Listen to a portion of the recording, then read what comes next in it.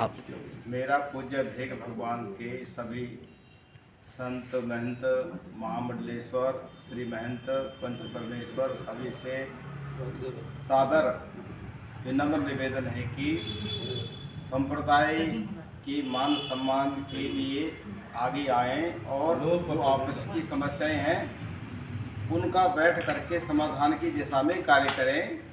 वाद विवाद मिटावे आपा भगवान जगत गुरु श्री चंद्र जी का यह आदेश है। तो वाद विवाद को हमें बढ़ाना नहीं चाहिए, उसे समाप्त करना चाहिए।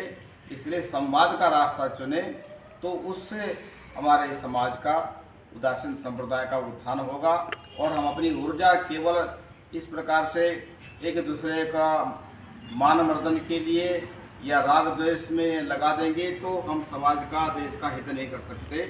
इसलिए जो भी हमारी समस्याएं हैं, जो भी मनमुटाव हैं, उनका बैठ करके समाधान करना चाहिए। मेरा यही सभी महापुरुषों से निवेदन है। महाराज जी, अगर वो ना बैठना चाहें, ये उपदेश तो समझने वाले नहीं महाराज जो आप बोल रहे हैं। चाहें आपसे फिर क्या करोगे?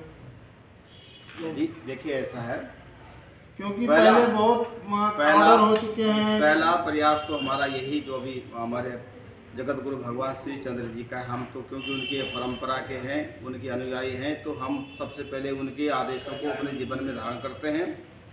और यदि कदाचित भगवान के आदेशों को, शास्त्र की मर्यादा को, धर्म के आदेश को यदि नहीं माना जाता है तो भारत में न्यायपालिका है, तो उसके शरण में जाएंगे। तो महाराज जी, निश्चित रूप से हमें वहाँ पे महाराज जी ऐसे ऐसे जो कालनेमी महात्माएं जो हैं, तो इन्हें हम लोग बैठ के बातचीत करने से किसी भी प्रकार की समस्या की समाधान नहीं होती है। क्योंकि जब ऐसे महात्माओं को जब बैठ के ही वातावरण करने की आवश्यकता थी, आपसी में वो समझौता करने की प्रयास थी, तो वैसे तो पहले हुए नहीं। क्योंकि जब ऐसे पहले ही समझौता किए जा सकते थे तो हथियार और मर्डर और खून खराबे इत्यादि के बारे में विश्लेषण की किसी प्रकार के उपदेश ही नहीं थे। तो महाराज जी आप बताएं कि इनका आगे का क्या रणनीति और किस उपदेश और कारणी से होना चाहिए। देखिए, मैं ऐसा समझता हूँ कि समाज में बहुत बड़े बड़े तपस्वी बुद्धिजीवी संत महापुरुष हैं और वो अभी शायद मुझे लगता है मौन बैठे हुए हैं, उन्हें आगे आना होगा। मौन नहीं बेटा महाराज जी, वो उनको समर्थन दे रहे हैं। मौन समर्थन होता है, वो जो इसमें तटस्थ भूमिका में है, मौन समर्थन होता है। ऐसे ऐसे कालनेमियों के प्रति आपके व्यक्तित्व पे क्या कहते हैं? उनको सत्य के प्रति आवाज़ उठानी चाहिए, बोलना चाहिए। नहीं, जब स्थिति विकट हो जाएगी तो निश्चित रूप से समाज आगे आएगा और समाधान भी होगा। समाज तो पहले से भी समर्पण है और इस व्यक्ति विशेष में जो विचारधारा उत्पत्ति होती है उसका विनाश काले विपरीत बुद्धि है।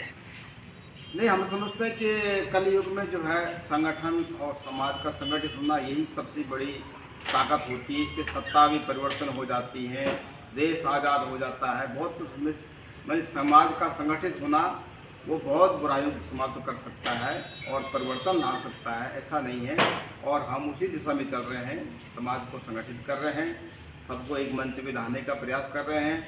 और जो जैसा भी आप लोगों ने उच्चारण किया कि कुछ इस प्रकार की प्रकृति के लोग ये नहीं चाहते कि समाज के संत संगठित रहें, मिलजुल करके समाज के लिए काम करें, हमारे संतों को शिक्षित करें, उनको महंत बनाएं, उनको व्यवस्था करें। तो वो ऐसे लोग जो है बीच में विघ्न व्यवधान का क्रम जो है आगे बढ़ा रहे हैं। तो वो भगवान देखिए पीछे से सारा करने कराने वाले तो परमात्मा हैं। तो भगवान अगर हम सत्कर्म करने जा रहे हैं, हमारी इच्छा शक्ति यदि अच्छी है तो निश्चित रूप से वो अदृश्य शक्ति, वे परमपिता परमात्मा हम लोगों का सहयोग करेंगे और हम लोग आगे बढ़ेंगे। क्योंकि वेदों में कहा है संगच्छध्वम संवदध्वम संभो बनांसी जानताम। तो मिल करके आगे रहेंगे, मिल के बढ़ेंगे तो निश्चित रूप से समाज का, राष्ट्र का, संप्रदाय का, भेद का, सबका उत्थान ही होगा। और धर्म आगे रखेंगे तो वहाँ द्वंद्व नहीं होते। द्वंद्व कहाँ होता है, झगड़े फसाद कहाँ होते हैं? जब हमारा व्यक्तिगत स्वार्थ आगे आता है, जब हमारी अपनी व्यक्तिगत कामनाएं आगे आती हैं तो वहीं पर जो है ये द्वंद्व आते हैं, झगड़े और फसाद वहीं होते हैं। तो हमें इनका परित्याग करना चाहिए और शास्त्र धर्म को आगे रख करके कार्य करना चाहिए। निश्चित रूप से हमें सफलता मिलेगी। तो ऐसे महात्मा परिवार। धन्यवाद महाराज जी आपका, आपके चरणों में वंदन। पूरी वेश भगवान को सभी बहुत बहुत सुंदर लगा आपसे बात करके महाराज जी से। और आप सभी दर्शकों से आग्रह है कि इसको ज़्यादा से ज़्यादा शेयर करें और लोगों तक ये सही जानकारी पहुंचाएं। धन्यवाद।